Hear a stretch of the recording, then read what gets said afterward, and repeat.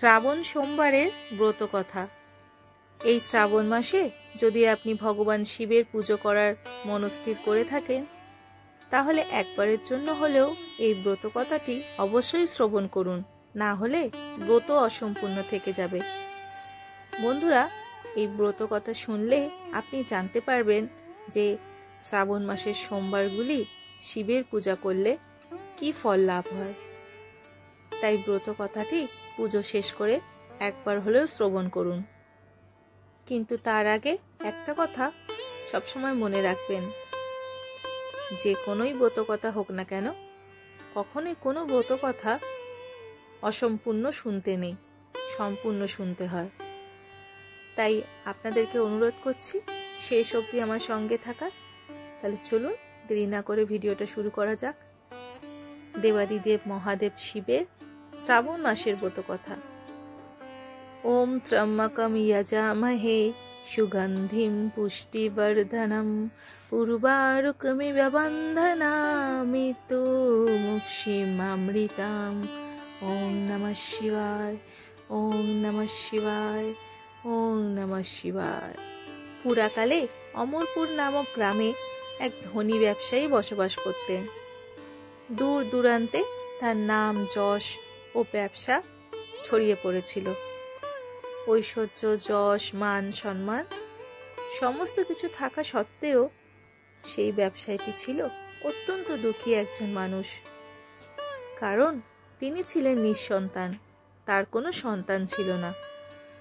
দিনরাত তিনি একটি বিষয়ে চিন্তা করতেন, যে তার এই বিপুল ঐশ্বর্য, ধন সম্পদ তার অবর্তমানে কে দেখভাল করবে।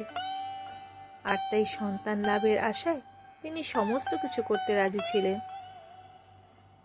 এমনিভাবেই হঠাৎ করে তিনি একদিন জানতে পারলেন যে শ্রাবণ মাসে সোমবার দিন ভক্তি ও নিষ্ঠা সহকারে দেবাদিদেব মহাদেবের আরাধনা করা হয়, তাহলে ভোলানাথ শিব ভক্তের সমস্ত মনস্কামনা পূর্ণ করেন। যথাবিধি মেনে শ্রাবণ মাসের সন্ধ্যাবেলায় তিনি ভগবান শিবের অত্যন্ত ভক্তি ও নিষ্ঠা সহকারে পুজো করলেন। একবার না, শ্রাবণ মাসের প্রত্যেকটি সোমবার তিনি বাবার পূজায় নিজেকে নিয়োজিত করলেন। ব্যবসায়ীর ভক্তি ও নিষ্ঠা দেখে শিবজয়া পার্বতী ভগবান শিবকে বললেন, হে প্রাণনাথ, এই ব্যবসায়ী আপনার একজন সত্যিকারের ভক্ত। শ্রাবণ মাসের প্রত্যেকটি সোমবার সে যথা ভক্তি সম্পন্ন আপনার পুজো করছে। তাই এই ব্যবসায়ের মনোকামনা আপনার অবশ্যই পূর্ণ করা প্রয়োজন। তখন ভগবান শিব দেবী পার্বতীর এমন কথা শুনে একটু হাসলেন। তারপর বললেন, হে পার্বতী, এই সংসারে সমস্ত ব্যক্তিকেই তার কর্ম অনুসারে ফল প্রদান করা হয়ে থাকে। মানুষ যেরকম কর্ম করবে তেমনই তার ফল পাবে। ভগবান শিবের কাছ থেকে এরকম কথা শোনার পরেও পার্বতী অত্যন্ত আগ্রহের সাথে ভগবানকে বললেন, হে প্রভু, আপনাকে কিন্তু অতি অবশ্যই আপনার এই ভক্তের মনস্কামনা পূর্ণ করতে হবে। কারণ আপনার এই ভক্ত অন্য 5 জনের থেকে অনেকটাই আলাদা। শ্রাবণ মাসে প্রত্যেকটি সোমবার দিন সে যথাবিধি মেনে আপনার পুজো করে থাকে এবং আপনার পুজো সম্পূর্ণ হবার পরেই সে ভোজন সম্পূর্ণ করছে।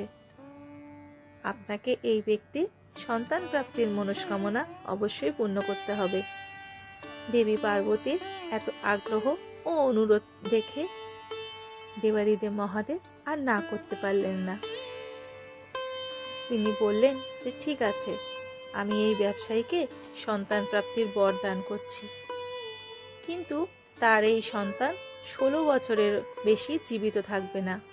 শ্রাবণ মাসের শেষ সোমবারের ব্রত শেষ হবার পরেই সেই ব্যবসায়ী সেই রাত্রিরেই ভগবান শিবের স্বপ্নে দর্শন করলেন।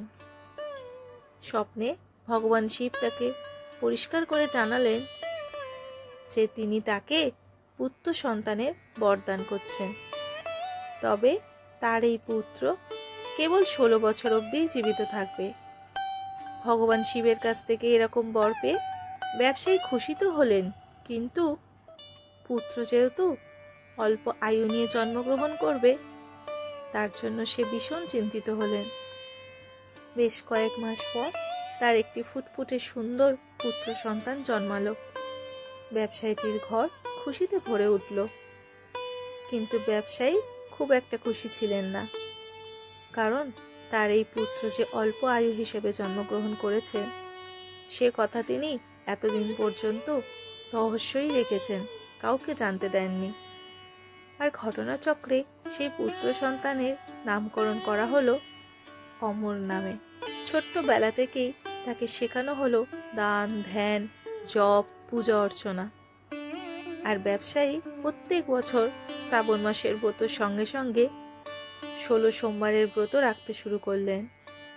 এরপর ব্যবসায়ীর ছেলে অমরের যখন 12 বছর বয়স হলো, তখন ব্যবসায়ী তাকে শিক্ষা প্রদানের উদ্দেশ্যে তার মামার সঙ্গে বারাণসীতে পাঠালেন এবং যাবার সময় তাকে বলে দিলেন যে বাবা, যে স্থানেই শিব মন্দির দেখতে পাবে সেখানেই মহাদেবের পুজো করবে এবং তুমি তোমার সাধ্য মতো তোমার কাছে যা কিছুই থাকবে দিন দুঃখী মানুষদের ভোজন করাবে। এইভাবে মামা আর ভাগ্নে বারাণসীর পথে যাওয়ার সময় একটি নগরে প্রবেশ করলো।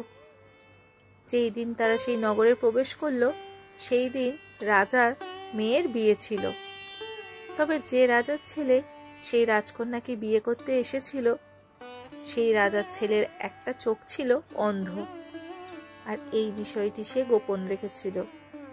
পথের মধ্যে সেই ব্যবসায়ী সুন্দর ছেলেটিকে দেখতে পেয়ে রাজার এক কুবুদ্ধি জাগ্রত হলো, আর সে মনে মনে স্থির করলো যে তার অন্ধ ছেলের পরিবর্তে এই ছেলেটাকেই সে নিজের সন্তান বলে পরিচয় দেবে। তারপর বিবাহ শেষ হয়ে গেলে সেই ব্যবসায়ীর ছেলেটিকে সেখান থেকে তাড়িয়ে দিয়ে সেই রাজ্যের রাজকন্যাকে নিজের রাজ্যে নিয়ে যাবে। প্রাণের ভয়ে ব্যবসায়ীর ছেলেটি সেই সময় মুখে কিছু না বললেও বিবাহের পর রাজকুমারীর শাড়ির আঁচলে সুযোগ বুঝে লিখে দিয়ে গেছিল যে তোমার সঙ্গে তো আমার বিবাহ হয়েছে, কিন্তু বিয়ের পর যে রাজকুমারের সঙ্গে তোমাকে নিয়ে যাওয়া হবে সেই রাজকুমারের আসলে একটা চোখ অন্ধ। আমি তো বারাণসীতে শিক্ষা গ্রহণ করতে যাচ্ছি। বিবাহ সম্পূর্ণ হবার পর পরের দিন সেই ব্যবসায়ী পুত্রকে তাড়িয়ে দেওয়া হলো। কিন্তু রাজকুমারী যেহেতু আসল সত্য জেনে ফেলেছিল, সে রাজার অন্ধপুত্রের সাথে যেতে রাজি হয় না, বরং ব্যবসায়ী পুত্র অমরকেই নিজের স্বামী মনে করে তার জন্য প্রতীক্ষা করতে থাকে।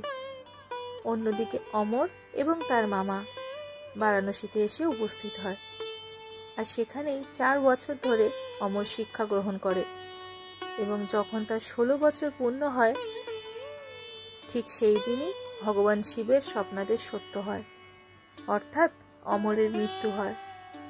ছেলের মৃত্যু সংবাদ পেয়ে সেই ব্যবসায়ী এবং তার স্ত্রী খাওয়া দাওয়া সব ছেড়ে দেয়। এই ঘটনায় শিবচায়া পার্বতী অত্যন্ত শিবের প্রতি ক্রুদ্ধ হন। তখন তিনি ভগবান শিবের উদ্দেশ্যে বলেন, যে ব্যক্তি সারা জীবন ধরে নিষ্ঠা ও ভক্তি সহকারে আপনার পুজো করেছে, এমনকি যার পুত্র একইভাবে আপনাকে পুজো করে আসছে, তার প্রতি আপনি বিরূপ হলেন কিভাবে? তখন ভোলা মহেশ্বর বললেন, এ তো বিধির বিধান, যা হবার তা তো হবেই। তারপর এই কথা শুনে পার্বতী আরো ক্রুদ্ধ হলেন এবং বললেন, তাহলে কি ভক্তির কোনো অর্থ নেই? এরপর থেকে তো কোনো ব্যক্তিই আর ভক্তির প্রতি বিশ্বাস রাখবে না। ভগবান শিব তখন পার্বতীর এইরূপ আগ্রহ দেখে শেষ পর্যন্ত সেই ব্যবসায়ীর পুত্র অমরকে জীবিত করলেন। ব্যবসায়ী পুত্র অমর তার শিক্ষা সমাপ্ত হবার পর যখন নিজের বাড়ি ফিরতে শুরু করলেন, সেই সময় সেই পথের মধ্যে সেই প্রতীক্ষারত রাজকুমারী এবং রাজার বিপুল ধন সম্পদ নিয়ে নিজের নগরে প্রবেশ করলেন।